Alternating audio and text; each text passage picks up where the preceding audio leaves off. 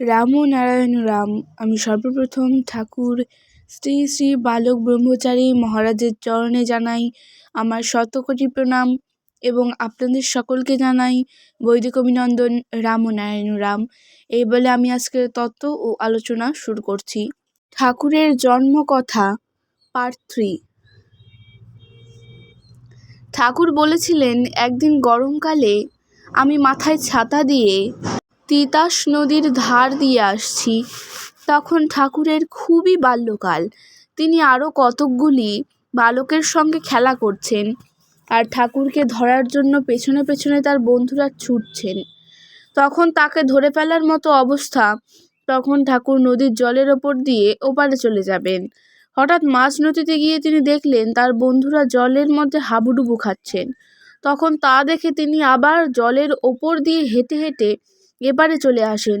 ঠাকুর এই ঘটনা শুনে বলে উঠলেন, আমার তখন ধারণা ছিল যে আমি যা পারি সকলেই তা পারে।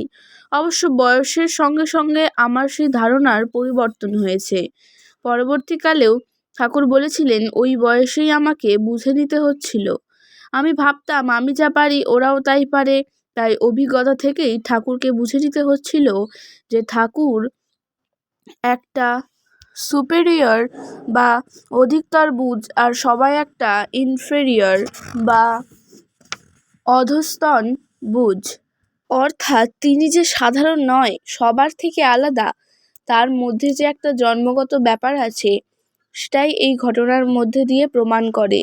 তাই প্রশ্ন তো সেদিনই উঠেছিল, কে এই পরম বিস্ময় বালক ঠাকুর, যে বয়সে কোনো শিশুর মুখে ভালোভাবে ভাষা ফোটে না, কথা বলতে পারে না, যে বয়সে কাউকে শিখিয়ে পড়িয়ে গুরুর আসনে বসানো সম্ভব নয়, সেই 2, 3, 4, 5 বছর বয়স থেকেই আদি অনাদি বেদের কথা বন্যার স্রোতের মতো অবিরাম ধারায় প্রবাহিত হচ্ছে। এমনকি আদি পালি ভাষা যা আজ লুপ্তপ্রায়, সেই ভাষায় অনর্গল কথা বলে যেতে পারতেন। যারা স্নেহ করতেন, কোলে বুকে পিঠে নিয়ে আদর করতেন, পাড়া গায়ে যাদের সাথে মাসি পিসি খুড়া জ্যাঠা জেঠির সম্পর্ক, সেই সমস্ত সাধারণ গ্রামবাসী, গুরুস্থানীয় আত্মীয় স্বজন, স্কুল পাঠশালার শিক্ষক, প্রধান শিক্ষক মহাশয় সেদিন এই দেব শিশুর মধ্যে তার অসাধারণত্ব, তার অলৌকিকতা এবং তার অপরিসীম জ্ঞানের প্রত্যক্ষ পরিচয় পেয়ে মন্ত্রমুগ্ধের মতো শ্রী শ্রী ঠাকুরের চরণকমলে নিজেদেরকে আত্মসমর্পণ করেছিলেন। যেহেতু জন্ম থেকেই তিনি সিদ্ধ অবস্থা, পূর্ণ অবস্থা নিয়ে এসেছেন, জন্ম থেকেই শক্তি বিভূতির স্বতঃস্ফূর্ত প্রকাশ বিকাশ ঘটেছে তার জীবনে। তাই আর তাকে আলাদা করে সাধনা করে শক্তি বিভূতি আয়ত্ত করতে হয়নি। অন্যান্য সাধুগুরু মহানদের মতো যারা এখানে কাজ করে বড় হয়েছেন, তাদের শক্তির সীমানা নির্ধারণ করা যায়, কিন্তু যারা জন্ম থেকেই সীমাহীনের সাড়া নিয়ে এসেছেন, তাদের ক্ষমতার সীমানা খুঁজে পাওয়া যায় না। তাছাড়া জন্মগত সুরজ্ঞের সুর অফুরন্ত, সে সুর কখনো থেমে যায় না। যেখানে বেসুর বাজে না, তার সেই সুরের স্রোতের টানে তিনি সকলকে টেনে নিয়ে যান মহাকাশের অনন্ত সুর সাগরে।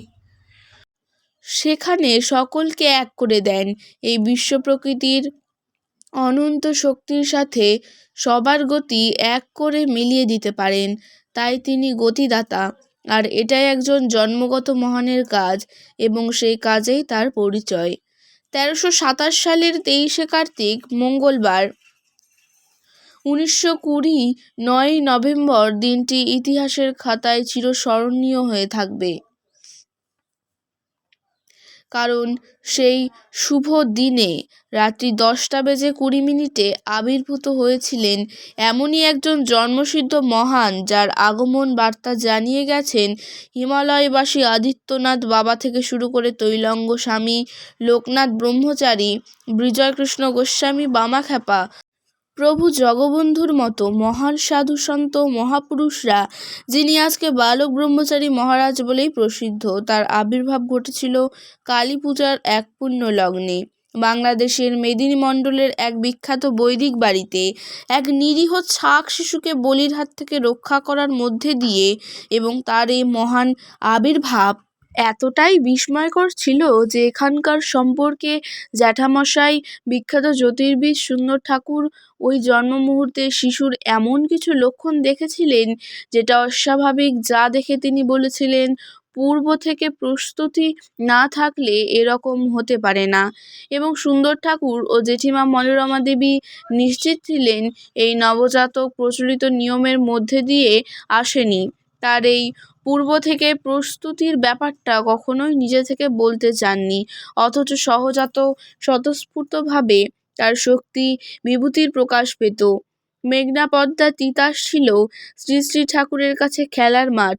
যখন তখন নদীর ওপর দিয়ে দৌড়ে যেতে পারতেন। শূন্যে উঠে যাওয়া, গাছ থেকে লাফ দিয়ে পালকের মতো পড়া, এমনকি মাত্র 6 দিন বয়সেই সাপ শিয়ালদের সাথে ধ্যানে বসে থাকা, যা বাংলাদেশের হাজার হাজার মানুষ প্রত্যক্ষ করেছেন বলেই সবাই বালক ঠাকুর, বালক গোসাই, ছোট ঠাকুর, কুট্টি ঠাকুর বা ছোট গোসাই বলে সম্বোধন করত। এর থেকে এটাই প্রমাণ করে তার পূর্ব প্রস্তুতির কথা। এই প্রসঙ্গে একটা কথা মনে পড়ছে। বিশ্ববিখ্যাত দার্শনিক ডক্টর মহেন্দ্রনাথ সরকার এবং তার সহধর্মিণী শ্রী শ্রী ঠাকুরের কাছে আসতেন। ঠাকুরকে খুব শ্রদ্ধা করতেন এবং ভালোবাসতেন।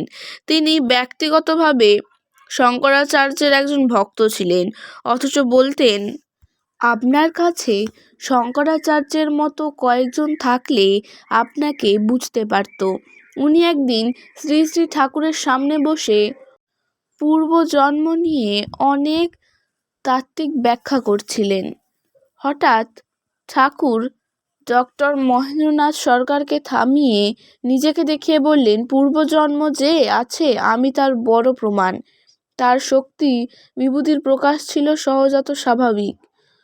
অষ্টসিদ্ধি নিয়েই তিনি জন্মগ্রহণ করেছেন এবং শিশু বয়স থেকেই তার অষ্টসিদ্ধির প্রকাশ মানুষকে অভিভূত করেছে।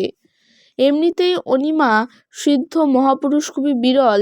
জানা যায় যোগীবর তৈলঙ্গ স্বামী অনিমা শক্তির ব্যবহার সারা জীবনে 5-6 বার করেছিলেন, আর শ্রী শ্রী ঠাকুর বালক ব্রহ্মচারী মহারাজের এক রাত্রিতেই 5-6 বার অনিমা শক্তির বিকাশ দেখা গেছে। অনিমা তার কাছে সহজসাধ্য, এমনকি একই সমূহে স্থূল দেহে এক স্থানে, চিন্ময় দেহে আর এক স্থানে বিরাজ করে ভিন্ন ভিন্ন কার্যকলাপ চালিয়ে যেতে পারতেন। আজকের তত্ত্ব ও আলোচনা আমি এখানেই শেষ করছি। দেখা হচ্ছে পরের ভিডিওতে। ভালো থাকবেন, সুস্থ থাকবেন। রাম ও ন্যায় রাম।